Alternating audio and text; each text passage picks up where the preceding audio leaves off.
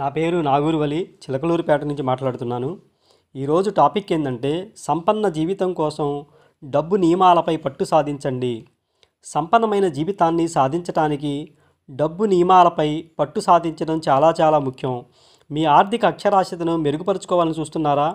అయితే ఈ వీడియో మీకోసమే. సంపన్న జీవితాన్ని సాధించటానికి డబ్బును స్వాధీనం చేసుకోవటం చాలా అవసరం. మీకు మార్గనిర్దేశం చేయటానికి ఇక్కడ కొన్ని ప్రాథమిక డబ్బు నియమాలు ఉన్నాయి. పాయింట్ నెంబర్ 1, పొదుపు. మీరు బిల్లులు మరియు ఖర్చులను పరిష్కరించే ముందు మీ ఆదాయంలో కొంత భాగాన్ని పక్కన పెట్టండి. ఇది పొదుపు సామర్థ్యాన్ని పెంచుతుంది, భవిష్యత్తులో మీరు పెట్టుబడులు పెట్టడానికి ఉపయోగపడుతుంది.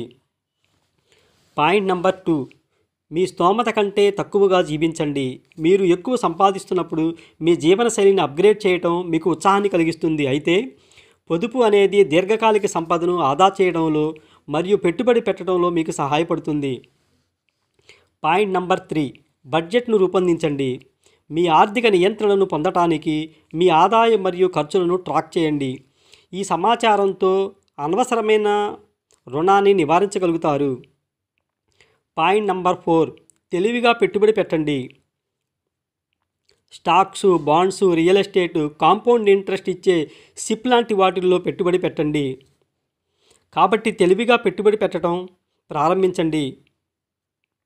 పాయింట్ నెంబర్ 5, ఆర్థిక అక్షరాస్యతను మెరుగుపరుచుకోండి.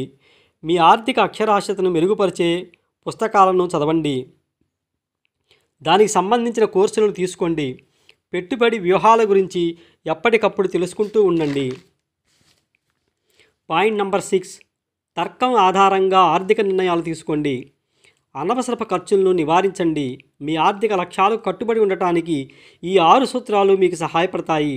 ఈ 6 సూత్రాల డబ్బు నియమాలను అనుసరించడం ద్వారా మీరు సంపన్నమైన మరియు సంతృప్తికరమైన జీవితానికి మార్గం సుగమం చేసుకున్నట్లేనని గుర్తించండి.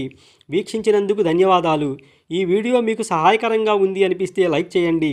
మీ ఆర్థిక విషయాలపై పట్టు సాధించడానికి మరిన్ని చిట్కాల కోసం మా ఛానల్ని సబ్స్క్రైబ్ చేయడం మాత్రం మర్చిపోకండి.